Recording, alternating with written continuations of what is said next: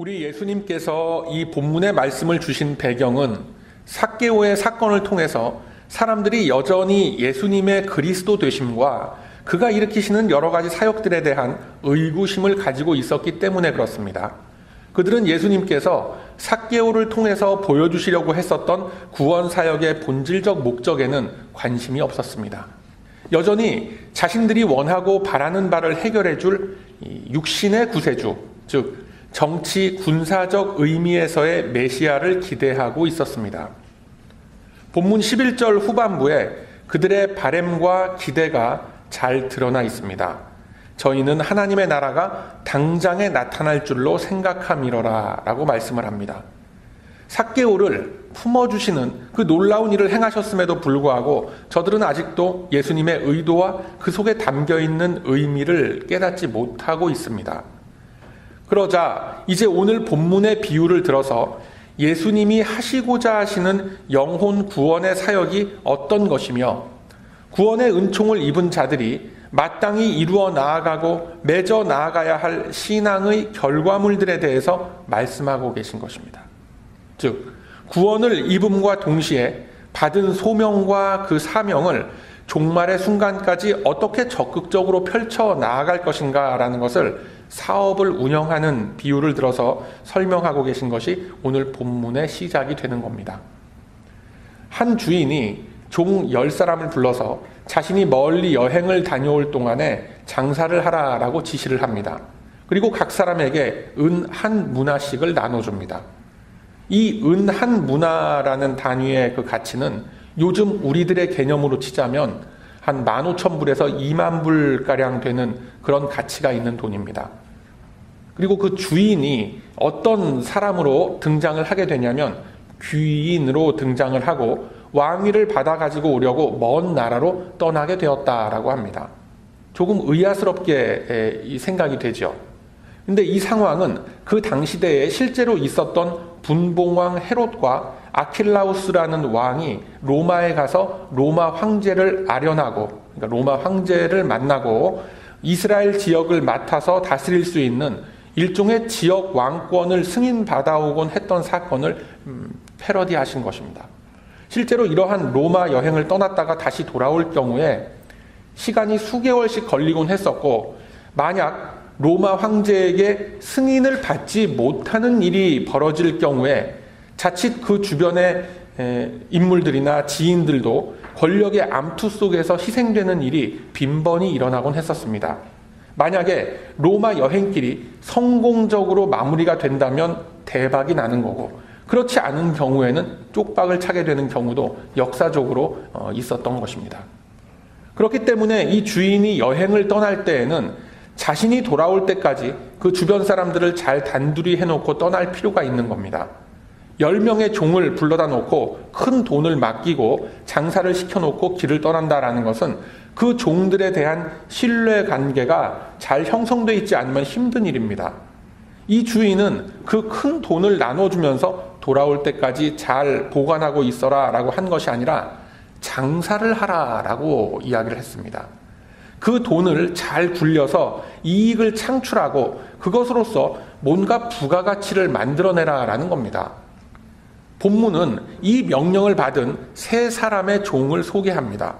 첫 번째, 두 번째 종은 열심히 장사를 합니다. 그 주인이 반드시 돌아올 것이다 라는 믿음을 갖고 맡은 그 미션을 완수하려고 애쓰고 노력을 합니다. 그러던 가운데 이제 그 주인이 돌아오게 됐습니다. 많은 이들이 그가 왕이 되는 것을 사실 그렇게 달가워하지 않았지만 어찌되었건 간에 그는 왕이 되어서 돌아왔고 엄청난 권력을 휘두를 수 있는 자리에 앉았습니다. 이제 그를 지지하지 않았던 쪽에 섰던 사람들은 두려움에 벌벌 떨게 되는 것입니다. 야, 이것도 무슨 정치 보복이 일어나는 거 아닌가? 무슨 누명을 씌워서 우리를 다 몰아내는 것이 아닌가? 이제 벌벌 떨게 되는 겁니다. 금의 환영한 이 주인은 이제 그가 주고 떠난 미션을 확인하게 됩니다. 첫 번째 종은 한 문화를 투자해서 10문화를 남기게 되었습니다. 이 몇 달 사이에 엄청난 이익을 남겨놓은 것입니다. 이 주인은 열심히 일했던 그에게 10고을을 다스리는 권력을 실어줍니다. 한 문화로 시작해서 작은 사업을 하던 그가 이제는 10마을을 다스리는 방백의 자리에 올라선 것입니다. 두 번째 종은 주인에게 나와서 보고하기를 한 문화를 투자해서 5문화의 이익을 창출했음을 보고하죠. 그 역시 첫 번째 종보다는 조금 떨어지긴 했지만 어쨌거나 매우 큰 이익을 창출했고 주인에게 부여받은 그 미션을 성실하게 수행했습니다. 주인은 그에게 5고을을 다스리는 권세를 주게 됩니다. 자, 이제 문제는 세 번째 일꾼입니다. 본문을 통해서 가장 많은 스포트라이트를 받고 있는 자가 바로 이 세 번째 종입니다. 그는 주인에게 받은 이 한 문화를 수건으로 잘 감싸놓고 그냥 방치하고 있었습니다. 그리고 주인 앞에 나와서 말하기를 주인님, 당신이 엄한 사람인 것을 내가 다 잘 알고 또 두려워하고 있는데 왜냐하면 당신은 맡기지도 않은 것을 찾아가고 투자를 하지도 않아 놓고도 그 결과물을 거두시는 분이라는 것을 제가 잘 알고 있습니다. 그래서 그냥 문제가 생기느니 당신의 것을 그냥 고스란히 돌려드립니다. 자, 여기 있습니다. 라고 하면서 받았던 한 문화를 그대로 되돌려줍니다. 이 세 번째 종이 말하는 것은 주인에 대한 어떤 진솔한 존경심이나 주인의 권위를 어려워하는 차원의 것이 아닙니다. 거의 주인을 룩다운하고 무시할 뿐더러 그와의 관계가 전혀 좋은 쪽으로 형성되어 있지 않다라는 사실을 그냥 드러내고 있는 겁니다. 이 세 번째 종은 주인이 왕이 되어서 돌아오리라라는 그 믿음조차도 사실 없었고 애초에 이 주인과의 인간적인 관계조차 제대로 이루어지지 않았던 그런 인물이었습니다. 물론 외형적인 형식과 관계는 유지하고 있었겠지만 그저 형식적인 것이었을 뿐 깊은 신뢰 관계는 없었던 겁니다. 그는 주인에 대해서 말하기를 엄한 사람이다 라고 말을 합니다. 그럼 무엇에 대해서 엄하단 말인가? 이게 우리들이 생각하는 어떤 스트릭한 그런 것이 아니라 자신과의 관계가 전혀 없는 무의미한 사람이다라는 그런 의미로 받아들여지는 것입니다. 만약에 자신이 실패해서 돈을 날렸거나 제대로 이익을 창출해내지 못했을 때에 그에 따른 질책이나 꾸중이 두려웠을 수도 있습니다.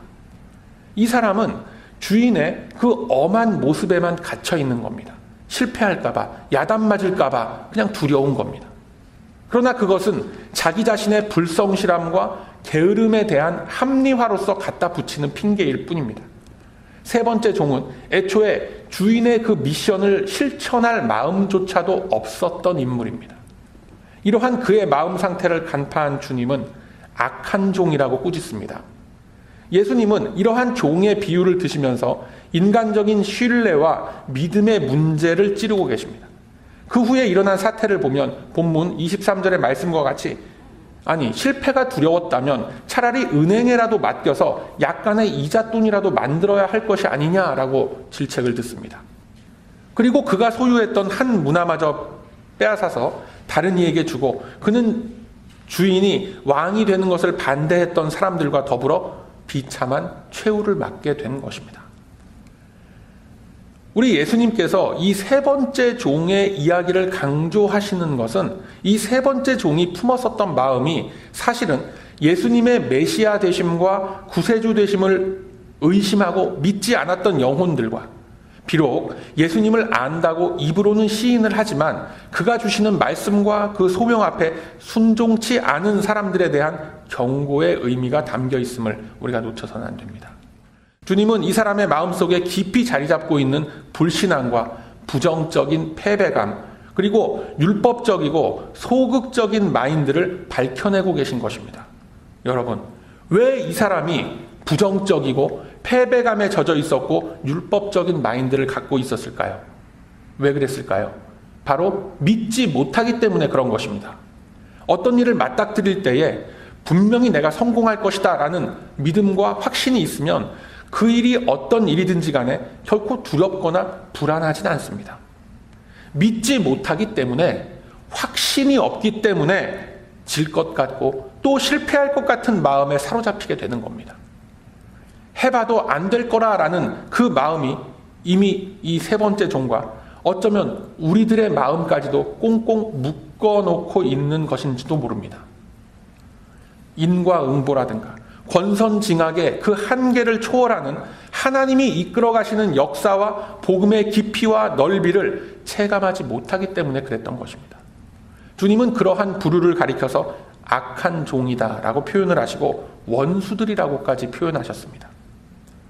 예수님은 이 종들의 비유를 통해서 주님이 주신 이 지상에서의 사명과 소명 앞에서 온갖 부정적인 생각과 수동적인 모습으로 아무것도 하지 않고 주저앉아서 머뭇거리고 있는 이 게으르고 악한 종들의 모습을 보여주고 계신 것입니다.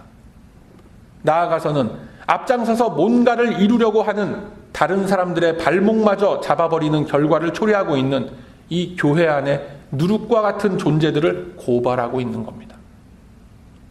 여러분, 신앙의 진일보를 이루고 주님의 사명을 이루어가는 것은 마치 과일나무 한 그루를 재배하는 것과 매우 흡사한 일입니다. 씨를 뿌리고 거름을 북돋아 준 후에 어떻게 해야 합니까? 이제 좀 싹이 보이기 시작한다라고 하면은 어떻게 해야 되죠? 기다릴 수 있어야 합니다. 그런데 그 기다림이라는 것이 나무에 대해서 그리고 나아가서는 장래에 맺혀질 그 열매에 대한 기대와 애정과 사랑이 없이는 결코 그 오랜 시간을 참고 기다릴 수가 없는 거예요. 그 싹이 자라나고 줄기가 뻗어나가서 가지들이 쑥쑥 자라나기까지 계속 기다리면서 그 주변의 잡초를 제거하고 계속해서 기다려줘야 하는 겁니다. 그렇게 기다리다 보면 열매가 덜컥 맺히고 하루 만에 또 다 익어버립니까? 그렇지가 않죠. 먼저는 잎이 무성해지고 그 속에서 꽃이 피었다가 지는 과정을 반복하면서 그 자리에 열매가 비로소 맺히게 되는 것입니다. 이제 자그마한 그 열매가 맺혀 있는 것이 보이면 더욱 정성을 들여서 해충을 잡아주고 약도 뿌리고 물도 꾸준히 공급해주면서 그 열매가 자라나서 다 익을 때까지 기다릴 수 있어야 하는 겁니다. 그런데 그러한 과정들을 다 건너뛰고 이제 싹이 조금 나오기 시작하는데 열매가 빨리 맺히지 않는다고 해서 다시 그 밭을 다 갈아엎어버리고 또 씨를 뿌려댄다면 결코 그 열매는 구경조차 할 수 없을 것입니다. 영원히 구경할 수 없습니다. 자, 한 사람이 이 땅에 탄생을 해서 성장해 나아가면서 주님을 인격적으로 체험해 나아가고 그 속에서 그리스도를 나의 구주로 영접하게 되고 그리스도의 말씀과 그 뜻에 따라 살기로 작정하는 그 인생의 과정들이 쉽습니까? 절대로 쉽지가 않죠. 설령 부르심의 손길 앞에 순종하면서 믿음을 가지고 따른다라고 해도 아직까지 너무나 길게 남아있는 이 인생이라는 시간은 결코 나의 편이 되어주질 않음을 우리는 느끼고 있습니다. 수많은 고난과 시험들 앞에서 많은 이들이 중도에 포기하고 떨어져 나갑니다. 많은 이들이 어린 시절에 또 젊은 시절에 또는 삶을 살아가는 동안에 하나님을 접하고 믿음의 길에 들어서게 되는데 또는 많은 이들이 중도의 신앙생활을 포기하는 그런 모습들을 많이 보게 됩니다. 왜 그럴까 생각해 보셨습니까? 그 주변에서 기다림이라는 그 돌봄과 사랑을 받아본 적이 없기 때문에 그렇습니다. 이제 막 싹을 틔운 그 연약한 줄기를 놓고 감당하지 못할 그 농약을 막 뿌려대고 흡수하지 못할 거름을 아무 생각 없이 마구 뿌려대는 경우가 참 많이 있죠. 또는 잡초를 제거한다라고 하면서 막상 보살펴줘야 할 그 싹마저 싹둑 잘라내는 일들이 많이 있었기 때문에 그렇습니다. 직접적으로 말하면 결국은 사랑을 받아본 적이 없기 때문에 그렇습니다. 그래서 자라나지 못하고 성장하지 못하고 성숙하지 못했던 겁니다. 그 싹새 눈높이에서 보듬어주고 끊임없이 교감을 가지고 따뜻하게 돌보아 줘야 하는데 싹이 조금 나오는 것을 보고 주변에서 낫을 막 휘둘러대는데 그 연약한 싹이 견딜 수 있겠습니까? 말이 안 되죠. 또는 곧바로 열매를 먹어보겠다고 그 연약한 줄기 이제 솟아나오는 것을 쑥 잡아 뽑아버리면 제대로 뿌리를 내리기도 전에 다 뽑혀나가고 죽어버리는 겁니다. 이렇게 조급하고 무성의한 일들이 왜 일어나겠습니까? 바로 그 나무를 제대로 재배하는 방법을 모르거나 무시했기 때문에 그렇습니다. 즉, 이것을 성경적인 언어로 이야기를 하면 우리의 뿌리가 되시는 주님과의 교감이 없기 때문에 그렇습니다. 많은 이들이 기독교에 대해서 오해하는 것이 뭐냐면 윤리와 도덕의 종교적 가르침으로서 기독교를 이해하려고 하는 것입니다. 윤리와 도덕의 잣대로는 그 누구도 성도가 될 수 없고 전부 다 율법의 심판과 정죄 앞에서 저주받아야 할 죄인일 뿐입니다. 그 이상도 그 이하도 아닙니다. 그러나 우리 기독교가 다른 종교나 윤리, 도덕을 말하는 집단들과 다른 점은 쉽게 이해할 수 없고 또 설명할 수 없는 이 사랑의 결정체라는 것입니다. 누구든지 하나님을 사랑하면 이 사람은 하나님의 아시는 바 되었느니라 라고 성경은 말씀합니다. 하나님을 믿는다라는 것은 하나님을 사랑하는 겁니다. 하나님을 사랑한다라고 하는 것은 그가 가지신 모든 것들을 나의 심령 속에 품을 수 있고 그가 하시는 모든 말씀을 순종하는 길 위에 설 수 있는 겁니다. 하나님을 사랑하는 사람은 당연히 하나님의 사랑을 받게 됩니다. 하나님의 사랑을 받은 사람은 하나님의 성품과도 같이 긍휼과 자비와 겸손과 온유와 오래 참음을 옷 입어야 한다라고 성경은 말씀하고 있어요. 그래서 하나님을 사랑한다라고 하는 자는 하나님께서 사랑하시는 자를, 즉 믿음 안에서 한 몸을 이룬 우리 공동체의 지체들을 섬기고 또 사랑할 수 있어야 하는 겁니다. 이것은 같은 교회 안의 식구들끼리 서로 사랑하면서 잘 지내라라고 하는 것이 아니라 전 우주적인 교회의 지체들을 서로 사랑해야 한다라는 겁니다. 나아가서는 하나님이 사랑으로 창조하신 모든 이웃들을, 우리의 이웃들을 사랑함으로 품을 수 있어야 하는 겁니다. 주님은 이 말씀을 통하여 주님과 그의 백성 간의 사랑과 그 신뢰의 관계가 얼마나 중요하다라는 것을 보여주고 계신 겁니다. 다시 본문으로 돌아와서 이 세 번째 종은 전혀 그 주인과 사랑이나 어떤 신뢰의 관계가 없었음을 보여주고 있어요. 형식적인 관계는 있었을지 몰라도 그 주인이 자신의 소중한 것을 맡겨놓고 갔을 때 그 믿음과 신뢰마저도 그냥 저버리고 포기해버린 것입니다. 그러면서 변명이랍시고 하는 소리가, 주인님, 당신 엄하지 않습니까? 까딱 잘못해서 실수라도 하면 나의 안전이 불안해질 것 아닙니까? 그냥 당신 거 여기 있으니까 이거 고스란히 가져가십시오 라는 겁니다. 그럼 맡겨놓은 그 주인의 입장은 뭐가 되겠습니까? 주인은 분명히 이것으로 장사를 해라 라고 말을 하고 떠났던 겁니다. 이처럼 하나님과의 관계 형성이 잘못되어 있는 경우에 자신의 신앙은 물론이고 전체적인 공동체의 유익마저도 잃게 만드는 결과를 초래해버릴 수 있는 겁니다. 그리고 이와 같은 유형의 모습들이 우리 안에도 많이 발견되고 있죠. 우리 옛날 속담에 구더기 무서워서 장 못 담근다라는 말이 있습니다. 다들 알고 계시죠? 이게 무슨 말이냐면 어떤 일을 할 때 부수적으로 일어나는 리스크가 두려워서 해야 할 일을 하지 못하고 꺼려하는 것을 일컫는 말입니다. 그런데 이 속담을 깊이 생각을 해보면 결국 구더기는 핑계일 뿐이고 그 장 담그기가 싫다는 겁니다. 다시 말해서 나의 노력과 땀과 눈물이 들어가는 그 고된 일을 하기가 싫다라는 거예요. 남이 담궈주는 그 장은 맛있게 받아 먹을 수 있을지 몰라도 내가 땀 흘려서 그 장을 담그기는 싫다는 겁니다. 오늘 본문에 등장하는 이 세 번째 종이 바로 이런 부류입니다. 주인이 지적하는 그 악함의 포인트가 바로 이 종의 부정적인 인식임을 여러분 꼭 기억하시길 바랍니다. 그래서 바로 이 세 사람의 종만 언급이 된 겁니다. 나머지 7명의 종들도 똑같이 한 문화식의 은을 받았더랬습니다. 그들의 결과가 어떻게 되었겠습니까? 대부분 본전치기를 했거나 아니면 손해를 보고 날린 사람도 다수였을 겁니다. 그렇기 때문에 성경 말씀 속에서는 아예 나머지 7명은 언급조차 안 하고 있는 겁니다. 가장 많은 관심을 기울여서 묘사하고 있는 이 세 번째 종의 모습과 그가 가지고 있었던 부정적인 생각들, 주인과의 관계 속에서 전혀 신뢰와 사랑이 기초한 그 성실함이 없음을 보여주시면서 이 시대를 살아가는 우리들에게 말씀을 주고 계신 겁니다. 예수님이 비유하시는 것은 돈이지만 사실은 유기적인 생명체를 뜻하고 있는 겁니다.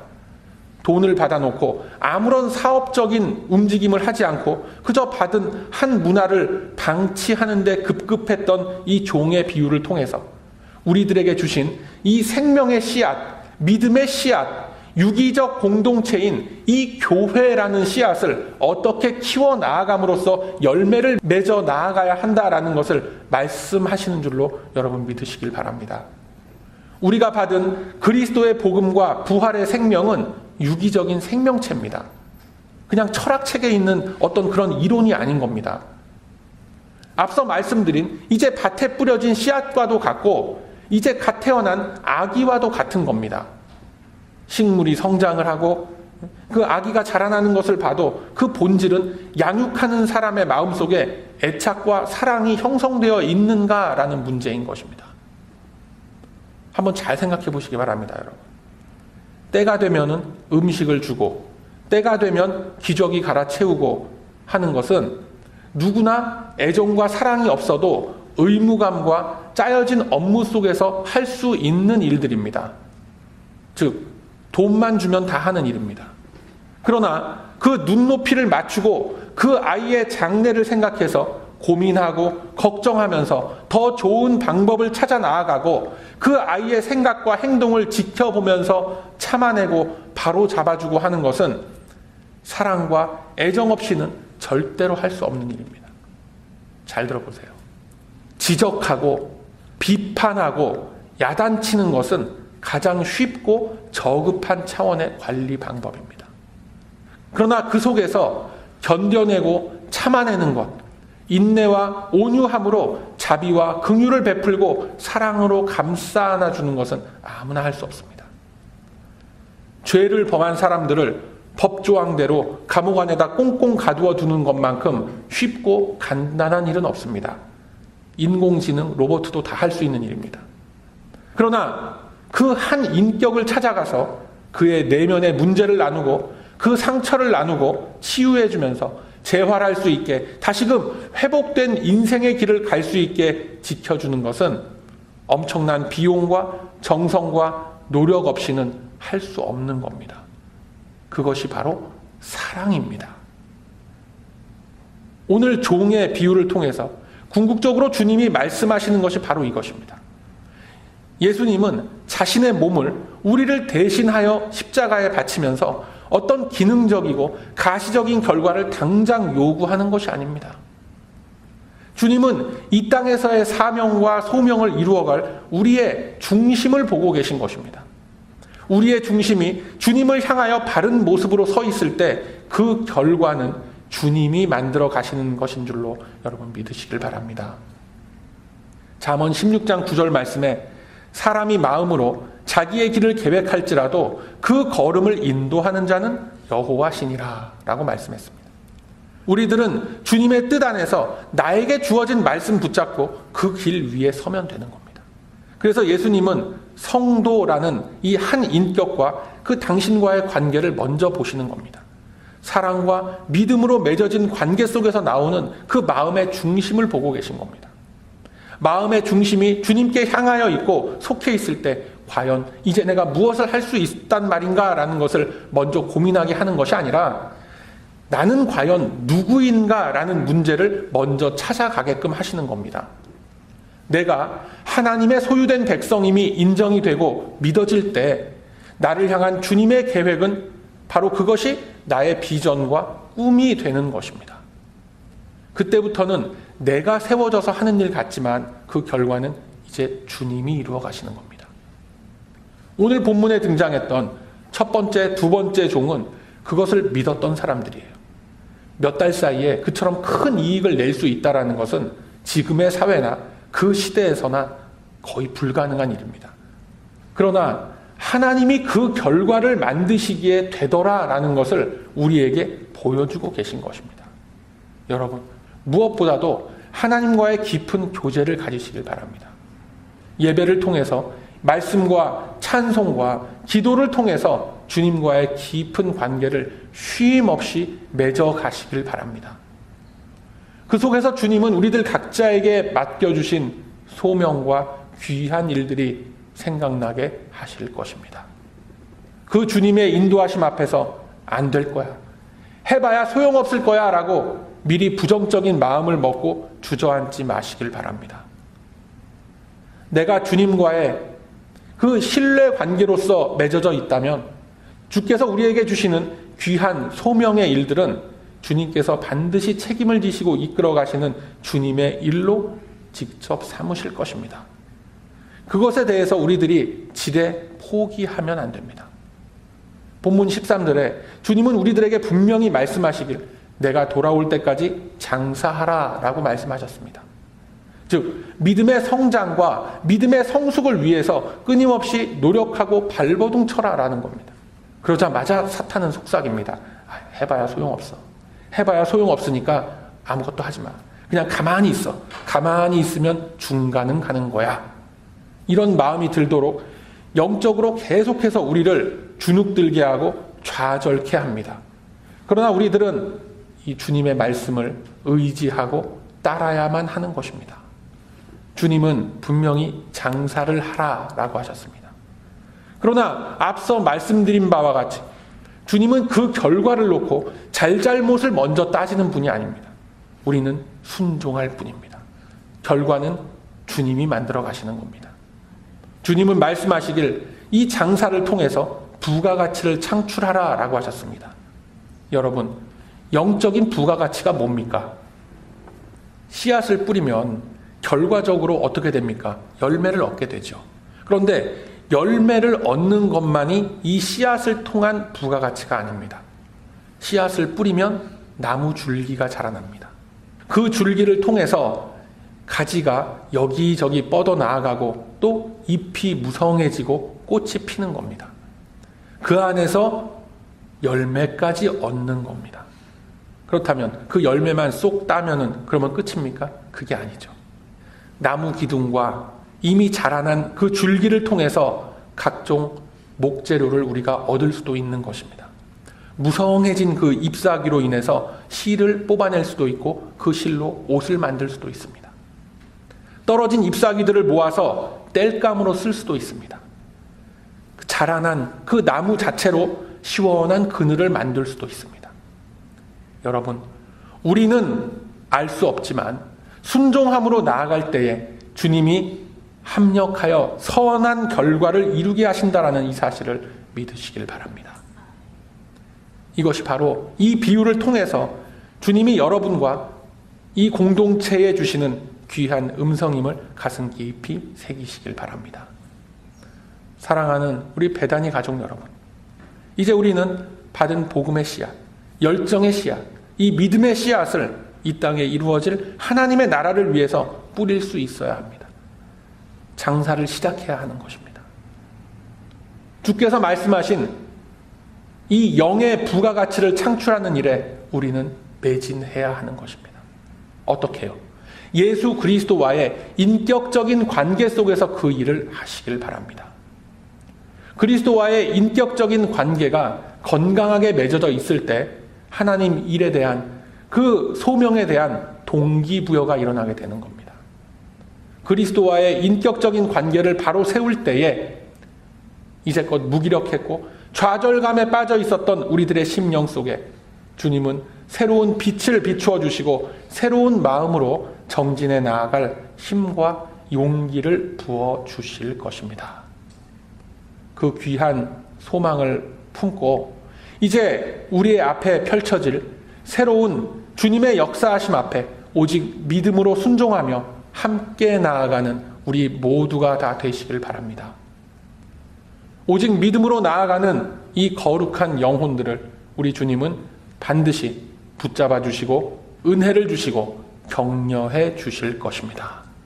그러함으로 이제는 모든 부정적이고 절망적인 내 안의 것들을 주님께 받은 은혜와 소명으로 새롭게 바꾸어 감으로써 주님의 기쁨이 되고 착한 종이라 칭찬받는 거룩한 삶을 살아가는 저와 여러분의 가치 있는 이 인생길이 다 되시길 이 아침에 주님의 이름으로 축원드립니다.